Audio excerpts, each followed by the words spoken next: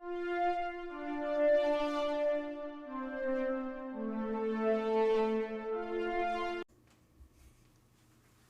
are happy to announce that this episode of the SWW show is partially brought to you by Humble Bundle. Well, not really. We are part of the Humble Bundle referral program, and we just wanted to say that if you like really cheap games and maybe helping charity pending the Humble thing going on, all you have to do is go to humblebundle.com/question mark partner equals SWW. That's right, humblebundle.com/question mark partner equals SWW. And you just do your normal stuff, and it just kind of helps us get a couple bucks here and there. Maybe it helps AJ get his lights, maybe it's Mike camera, maybe we actually pay Corey for helping us out. But again, if you're going to go buy games anyway, it might be worth checking out.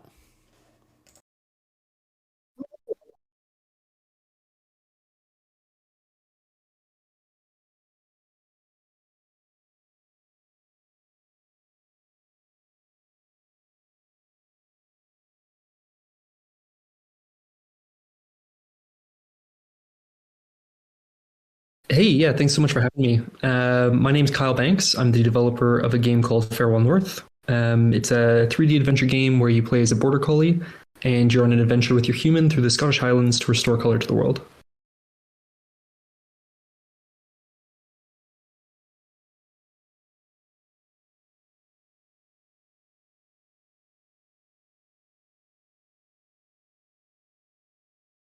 Yeah, actually, you know what? It started as this weekend project. I was working on a game and it just kind of wasn't really clicking. It wasn't going very well. So I was like, you know what? I'm going to take like a weekend, take a little break from it and just do like a little game jam. And I made this game about it was like a Chihuahua trying to find the comfiest seat in the house. And I don't know what happened that led from that to this, but basically it went from a Chihuahua trying to find the comfiest seat in the house to a border collie on this like much larger scale adventure through the Scottish Highlands. And it was kind of inspired by my own move to Scotland just a few months prior to starting the project. I moved to Scotland in like late 2019, early 2020. And then COVID happened and everything, right? So we had all these plans to travel and see all these different, amazing places in Scotland, and that all got put on hold. The Highlands were asking people not to come out from the city. They didn't want COVID to spread. So I had all this like travel inspiration that kind of just like became the perfect inspiration for the game. So it just kind of evolved in a very strange way from this little Chihuahua game to a border collie and all this Scotland influence.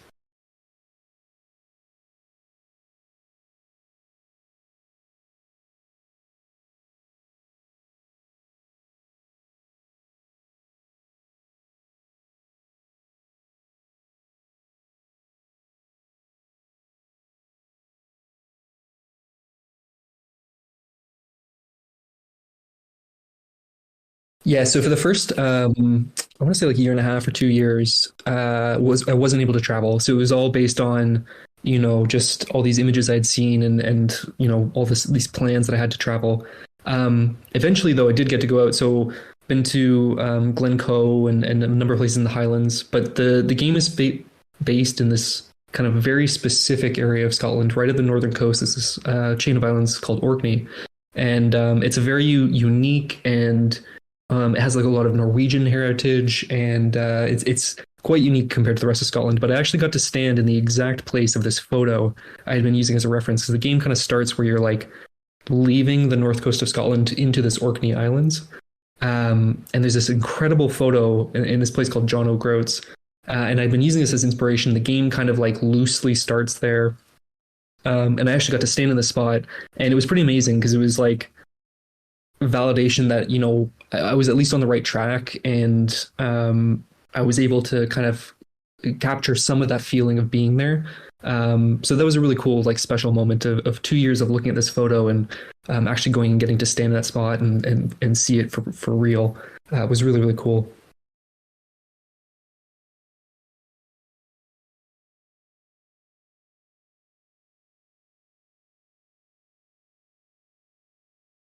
Mhm.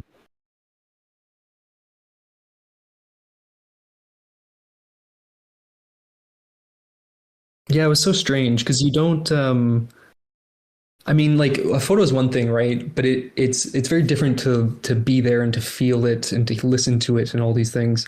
But also, a photo is just like a specific frame, right? You don't know what's beside it or behind it, and it's kind of hard to like, even if you have a whole bunch of photos or references, it's hard to like kind of piece them all together and get like a real sense of a place until you're actually there.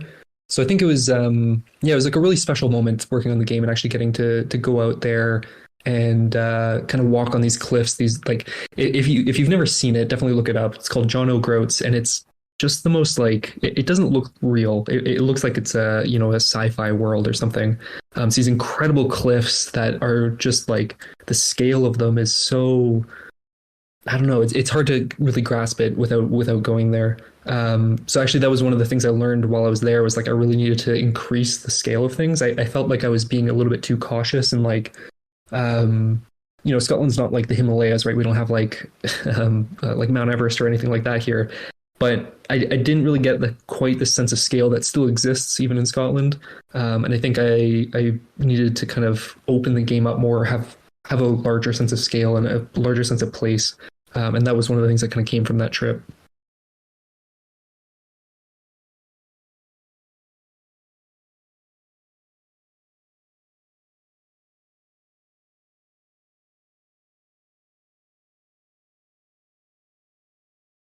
Mhm.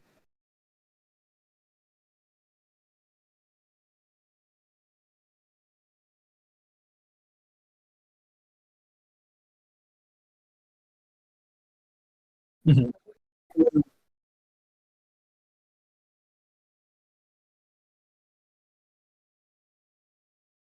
Yeah, that's a really good question. It's something like I think about, pretty much every day. So I always say that like the game is kind of geographically set in Orkney, and some of the islands kind of take their name from real islands. Not all of them, but some of them do. But the kind of fauna and the like vegetation and all that is kind of inspired by all of Scotland. It's not I'm not trying to create a perfect representation of Orkney. I think it's more like that idea of this like northern chain of islands, relatively remote. Like Orkney still has like a population of I think like 20,000. In the game, you'll meet maybe like 4 or 5 people, so it's definitely more remote in the game than it is in real life. And Orkney's also it's quite far north, so there's not a lot of trees and vegetation. It's just a lot of grass and like big open areas. I found in a game even though that can be quite beautiful in real life, in a game it was half the screen just kind of always felt blank because there was nothing really above you. There's no trees or anything like that. So I kind of took a lot of what's that phrase like artistic license with bringing in like trees and vegetation and stuff from other parts of Scotland, just to kind of like liven it up a little bit because I think in real life it's very very beautiful, but in a game it's hard to um, get that when it just feels like half the screen is empty. So there's a lot of like creative liberties that are taken there, and trying to kind of incorporate a lot of the things that I've learned to love about Scotland since moving here, even if they weren't necessarily like Orkney specific.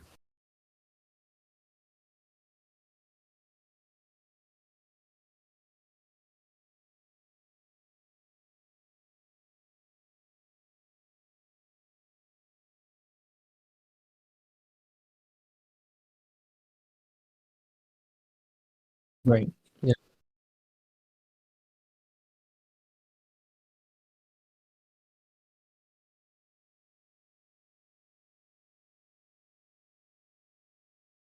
Mhm.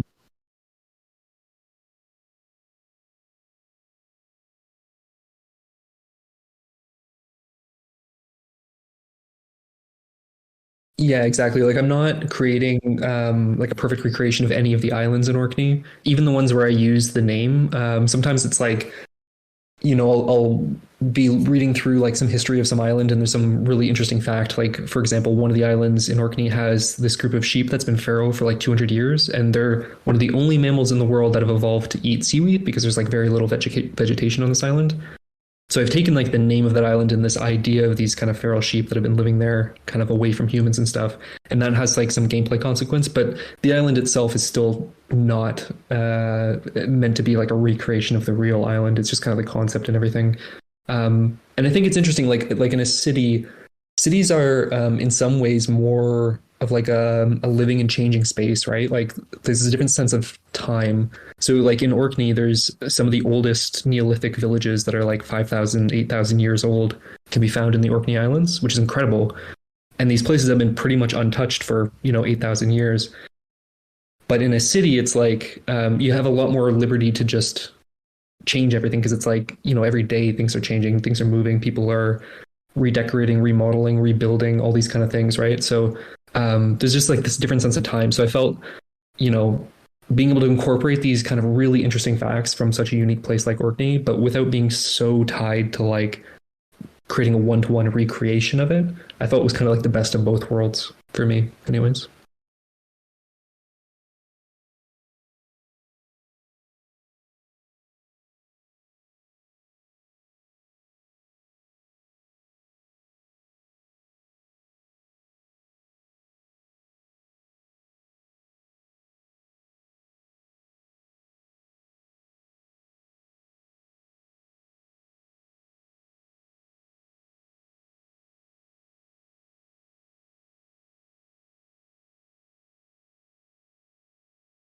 Yeah, that's another good question.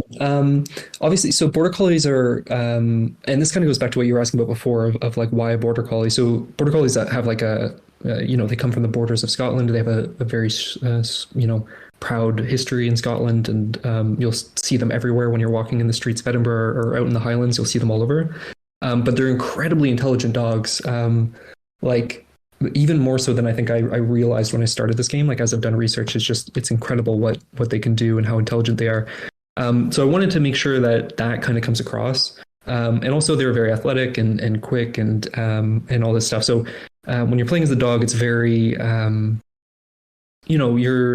game it certainly has a bit more of a somber tone, but you do feel like a sense of that kind of athleticism and quickness when you're playing as the dog.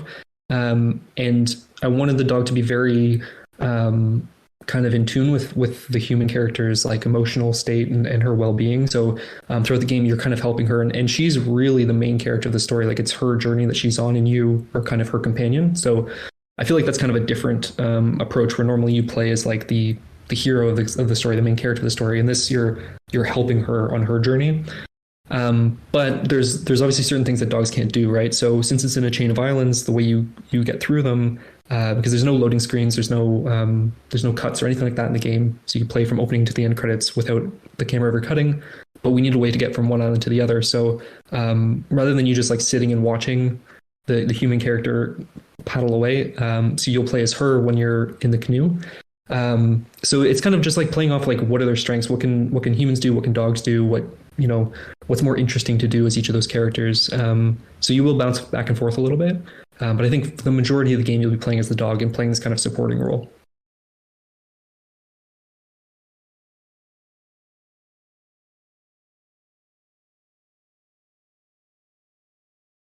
Mhm.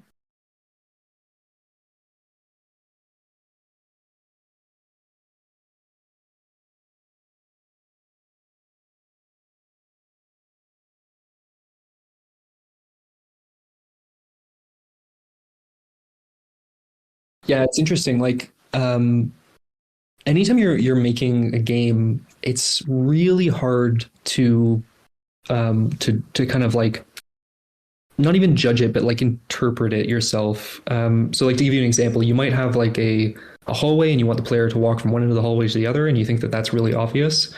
But then when the player picks up the controller, they're like, I have no idea what to do. What am I supposed to do? So there's kind of all these things, these assumptions that you have as you're working on a game, especially when you're working on it by yourself, that you assume the player is going to kind of understand your intention or what to do or what the story that's being conveyed or pretty much anything. And then when you play test it, all those assumptions are essentially shattered. It's not that like players aren't as intelligent as you thought or anything like that. It's just there's a lot more, I think, hand holding in most games than you think that there is. And a lot of time is put into play testing and ensuring that everything's really obvious. And it could be, the most subtle things, like just the way the light kind of shimmers in an environment, or the kind of I don't know, the the way the lines of the artwork are kind of heading in a single direction or anything like that. And there's a whole lot of science and a whole lot of thought that goes into this. And I'm kind of butchering it in this explanation, but basically, what I'm getting at is like it's just really hard to interpret what a player is going to experience the first time they play through. And so what I've learned is that with the demo and with any kind of play testing, getting people who it's their first kind of exposure to the game. So they didn't follow you on YouTube, they didn't follow you on TikTok, they haven't played it before. Getting people who have never had any kind of experience with your game and getting them to go through it is probably the most valuable thing, because you can't really recreate that first time experience, right? Like to put it like in a really obvious example, like once someone knows the solution to a puzzle, you can't really play test with them anymore because they already know the answer, right? Like that's pretty obvious. But there's so many examples where it's like, the story or the voice acting or the environment or the puzzles or whatever it is, where just getting that first time playthrough and getting that first time experience has been the most valuable thing. So I try to with our play testers, just kind of always have a pool of people who are kind of like ready to try it for the first time, whether that's a new level or the game as a whole. I think that's been like the number one source of feedback. And yeah, just kind of like working through all this kind of like surprising things that you don't expect to be a problem and end up being a problem in ways that you weren't expecting it to be. Sorry.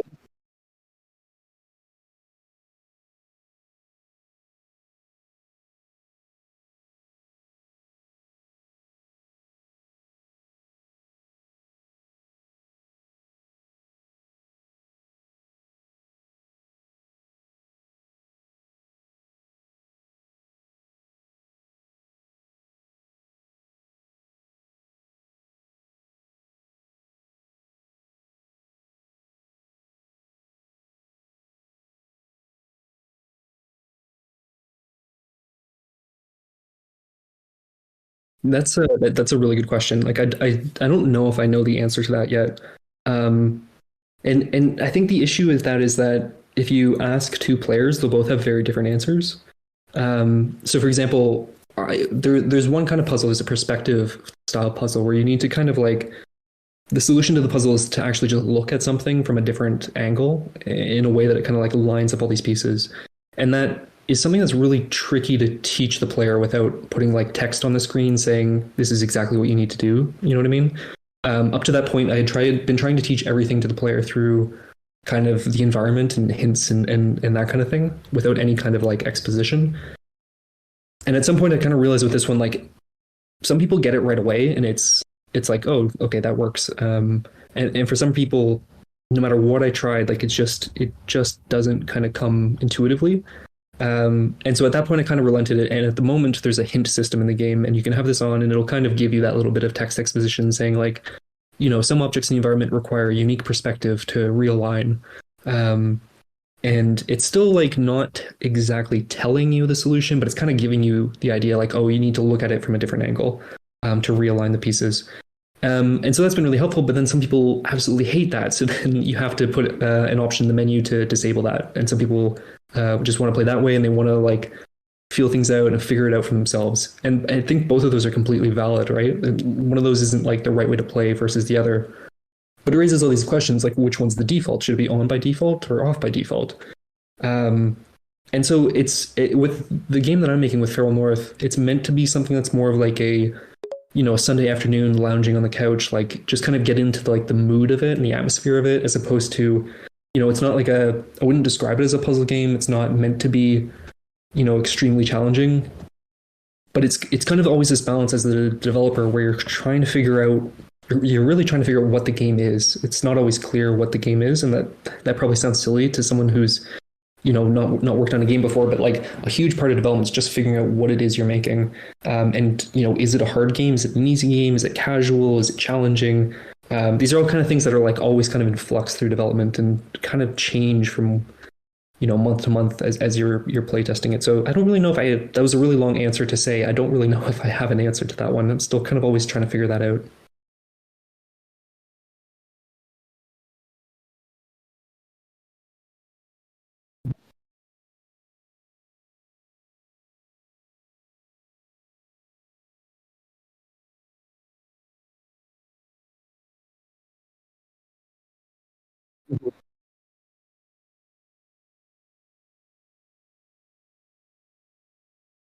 Yeah, totally. Like there's a lot of ideas.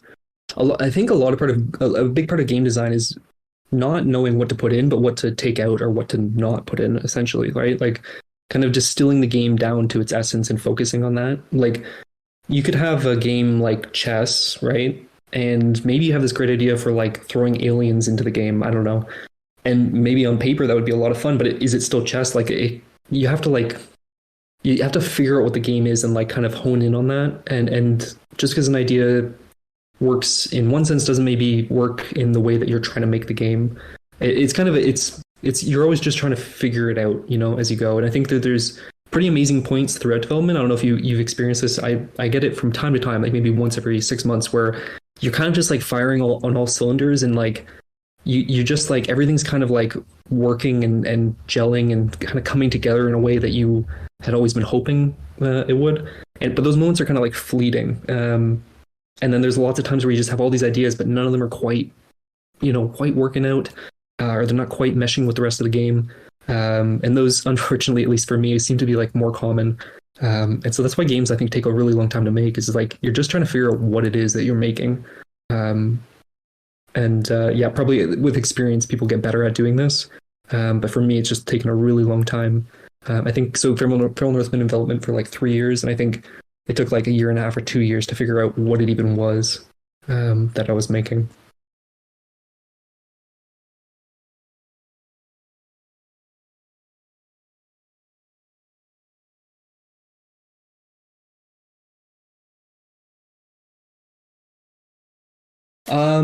Definitely don't have a tighter timeline. I'm still kind of pushing as hard as I can to make 2023. I think we're starting. Well, as of the moment that we're talking at the, right now, I'm starting a new round of playtesting for some content that's not been tested yet tomorrow, and I think getting feedback out of that because it's going to include a bunch of mechanics that haven't been tested or play tested before, but that are used throughout the game, like some really like important pieces. Getting the feedback from that is going to help me hopefully narrow down like where we are right now. Does this need another? Does this need a delay in the kind of worst case? Does this need a delay to kind of rework these kind of mechanics that aren't working maybe as well as I think they're, or is it working well? And maybe we're still on track. Like, so the goal is 2023 for sure.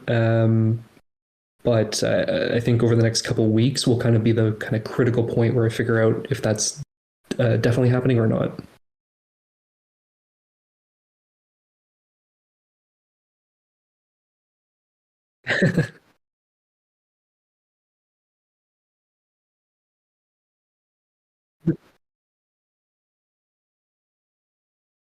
Yeah.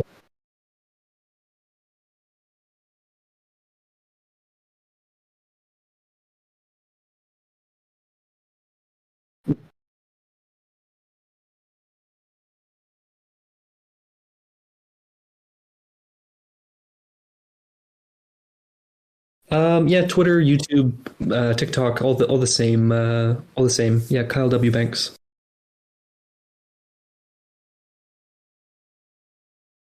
Awesome. Thanks so much for having me. Bye. The SWW show and all of its affiliate podcasts are podcast by me, Mike Maroney, and AJ Losi, sometimes by contributors including Corey King. You can follow the SWW show on social media at the SWW show, or sooner or later you go to patreon.com/SWW to help us out. Thank you. We hope you enjoy the rest of your day.